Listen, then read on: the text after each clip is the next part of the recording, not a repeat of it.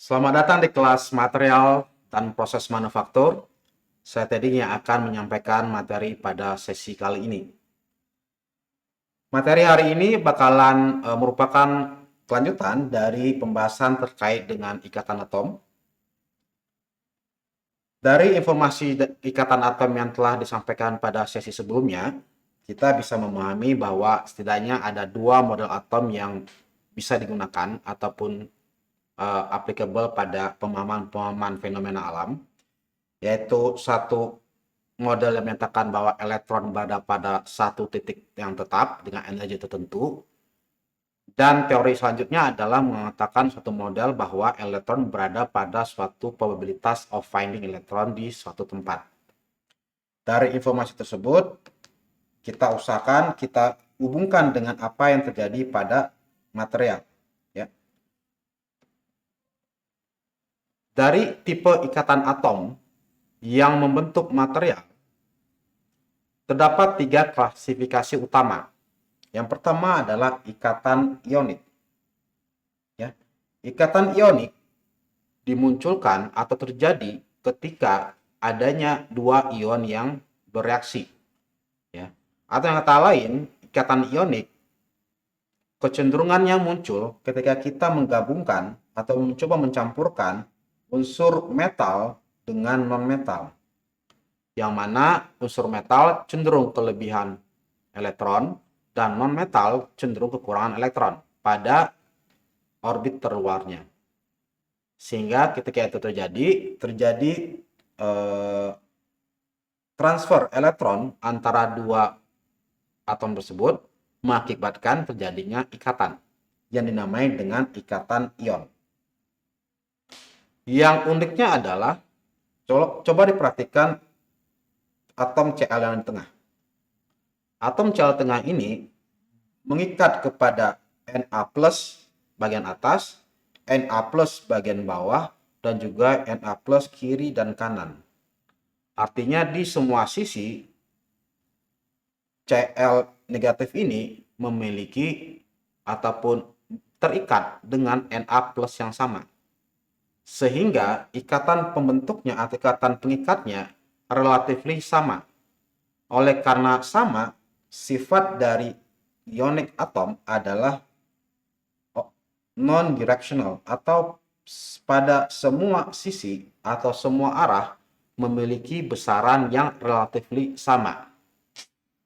Dengan kata lain, kalau kita katakan sebelumnya bahwa ikatan atom itu berkaitan dengan sifat properti dari material ini, sehingga material NaCl pada skema di atas akan memiliki sifat yang relatif sama di semua sisi. Oke, itu hal yang penting yang perlu dipahami, bahwa ionic atau ionic bonding cenderungannya adalah non-directional property. Contoh dari ikatan ion ini dapat kita temui pada tipe ceramic material. Oke, dari sana kita coba pahami propertinya, sifatnya. Bonding energinya relatif besar, dari 600 sampai 1500 kJ per mol. Oke, oleh karena dia relatif besar, kecenderungannya adalah titik lelehnya juga tinggi. Karena diperlukan energi tambahan yang lebih besar lagi agar kita bisa memutus ikatan atomnya sehingga terjadi perubahan state yang awalnya solid menjadi liquid yang terjadi pada keadaan melting point. Dengan pemahaman yang sama, kita juga bisa menurunkan sifat mekanisnya. Oleh karena bonding energinya tinggi, akibatnya adalah sifat mekanisnya cenderungan memiliki nilai hardness yang tinggi, bahkan saking tingginya sampai masuk kepada kawasan brittle. Atau bahasa Indonesianya adalah getas, gampang pecah. Oke. Selanjutnya untuk sifat elektrikalnya, di sini semua elektron berada pada posisi semestinya. Saling satu lebih, satu kurang, saling mengisi. Akibatnya elektronnya kecenderungan tidak mobile. Sehingga secara sifat elektrikal dari seramik yang memiliki ikatan ion, kecenderungannya adalah insulator atau tidak gampang untuk dialiri listrik dan panas. Oke, jadi itu adalah ikatan ion. Selanjutnya, tipe ikatan kedua adalah ikatan kovalen. Kovalen yang saya yakin di SMA kita sudah dipaparkan mengenai ikatan kovalen, terutama ketika membahas rantai karbon, hidrokarbon. Ya, rantai karbon CN, H2N tambah 2 dan seterusnya. Jadi ikatan kovalen terbentuk dikarenakan adanya penggunaan bersama elektron pada orbital terluar. Ya, untuk kasus ini C punya 4 elektron pada valensinya dan H ada 1.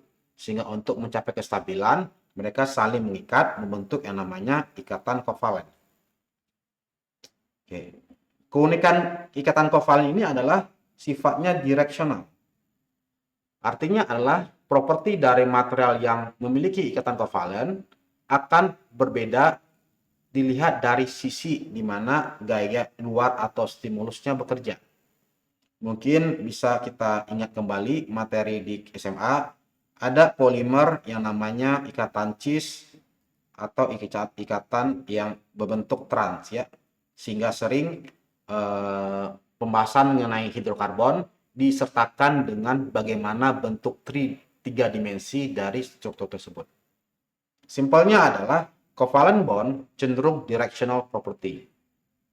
Arah utara berbeda dengan kemampuan di arah misalkan timur, seperti itu. Dan ikatan ini dibentuk oleh metal elemen yang sifatnya non-metalik dan juga elemen yang memiliki perbedaan atom seperti CH4, H2O dan seterusnya. Simpelnya silakan kita lihat pada unsur-unsur hidrokarbon yang komposisinya relatif cukup banyak. Dari tipe ikatan kovalen tadi, kita turun kembali kepada sifat dari material ini. Sifatnya adalah bonding energinya memiliki nilai sangat kuat dan juga sangat lemah. Dari ini kita bisa turunkan bahwa ketika gaya energinya tinggi, kemungkinan besar melting point-nya juga tinggi. Logikanya sama dengan logika kita bahas ikatan ion barusan. Jadi ikatan energinya tinggi mengakibatkan melting temperaturnya juga tinggi. Tapi untuk kasus yang ikatan energinya rendah mengakibatkan melting point-nya yang relatif lebih rendah juga.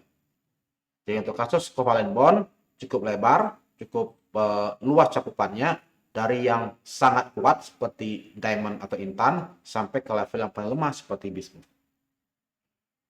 Itu tipe covalent bonding, tipe ikatan atom yang kedua. Selanjutnya tipe ikatan atom yang ketiga yang merupakan fokus dari kelas ini yaitu ikatan metal.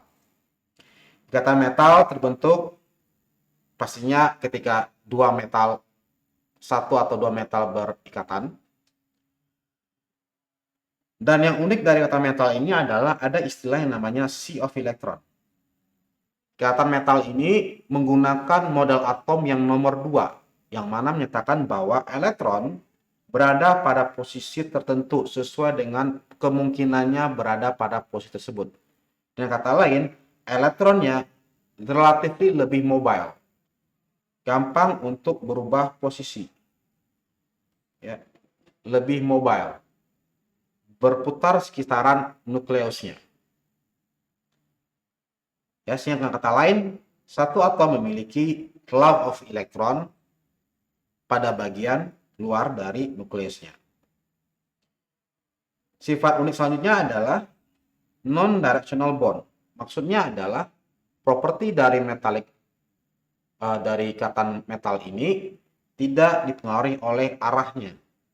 Jadi mau dari manapun propertinya sama. Berbeda dengan ikatan ionik sebelumnya yang juga non-directional property, ikatan ionik dikarenakan karena atom yang mengikat di semua arah relatif sama. Untuk kasus ini dikarenakan adanya kemampuan dari elektron untuk mengikat dan memutus ikatannya dengan atom apapun di sekitarnya. Contoh seperti ini. Atom ini memiliki kemampuan untuk mengikat nukleus yang ini. Tapi pada saat yang bersamaan juga, dia mampu untuk memutus hubungan ini sehingga dia bisa berikatan dengan yang ini. Oleh karena semua elektron punya kemampuan seperti itu, di segala arah mengakibatkan properti dari metal ini sifatnya non-directional bond. Itu yang pertama. Yang kedua adalah oleh karena adanya kemampuan tadi memutus dan membuat hubungan dengan atom sekelilingnya, ya, sehingga unsur ini kecenderungan mampu untuk menyesuaikan bentuknya terhadap gaya yang bekerja pada material ini. Kembali kita lihat properti atau sifat dari metal atau material yang dibentuk oleh ikatan metal. Bonding energinya relatively berada di antara relatif agak rendah dibandingkan dengan yang ionic metal. Ionic ikatan ion. Kisaran adalah 68 sampai 800 kJ per mol. Oleh karena energinya relatif lebih kecil, akibatnya melting point-nya pun juga tidak setinggi yang namanya ikatan ion. Yang uniknya adalah electricalnya. Silakan hubungkan dengan kondisi dari elektron tadi yang mobile. Oleh karena elektronnya mobile gampang berpindah tempat, sehingga dengan penambahan satu muatan elektron pada material ini, elektron itu bakalan gampang ditransfer ke sisi yang lain. Dengan kata lain, secara praktis artinya adalah material ini bersifat konduktor. Dikarenakan sifat mobilitas dari elektron pembentuknya. Terakhir, mengenai sifat mekanis yang merupakan fokus dari kelas ini, sifat dari metal lebih ductile dikarenakan tadi elektronnya mampu untuk membuat ikatan dengan suatu atom dan pada saat yang sama juga mampu untuk memutuskan atomnya sehingga dia mampu menyesuaikan responnya terhadap gaya luar yang diberikan pada material ini. Sehingga kesimpulannya adalah metalik ataupun material yang menggunakan atau mengandung ikatan metal cenderungannya lebih ductile, lebih liat. Terakhir, tadi 3 adalah ikatan utama, yang ini adalah ikatan secondary, ikatan tambahan yang muncul pada khususnya pada material tipe polimer yang mengikat 2 rantai utama dari suatu polimer. Ya, muncul 2 polimer yang mengikat 2 rantai utama. Ini rantai pertama, ini rantai kedua. Yang mengikat tengahnya adalah van der Waals bond. Berbeda dengan ikatan kovalen yang sebelumnya disampaikan, van der Waals bond merupakan ikatan yang paling lemah, gampang untuk putus. Ya, gampang untuk putus. Sehingga ya ketika kita punya suatu polymeric material yang bakalan putus dahuluan adalah ikatan van der Waals-nya sebelum ikatan kovalennya putus ketika diberikan penambahan gaya luar. Oke. Keunikan lainnya juga bahwa ternyata van der Waals bond ini memiliki sifat yang terkait dengan arah. Ya, ini arahnya bakal menentukan arah, sehingga dengan arah transversal atau longitudinal, properti atau sifatnya berbeda. Secara mekanikal, masuk kepada kategori ductile, karena gampang untuk diputus. Ya, gampang diputus, dan banyak terdapat pada di antara 2 molekuler utama, 2 rantai utama dari suatu hidrokarbon. Dan munculnya biasanya di material polimer. Oke, dari penjelasan tadi saya berikan kesimpulannya seperti tabel yang disampaikan di slide, bahwa kita punya 3 ikatan utama, ionic, kovalen, dan metalik, dan punya ikatan secondary yaitu adalah van der Waals bond. Ya, van der Waals bond. Tipe ikatan energi dari ikatan tersebut yang paling kuat adalah ionic dan kovalen, relatif berada pada posisi yang kuat. Walaupun kovalen bisa menjadi sangat lemah di sini, dan metal berada pada di antara 2 kemampuan tersebut. Selanjutnya adalah hal yang penting lagi, adanya kemampuan non-directional, sifat yang non-directional pada ikatan metal dan ikatan ion, yang memberikan keunggulan ataupun memberikan nilai plus kepada material yang dibentuk oleh dua ikatan ini.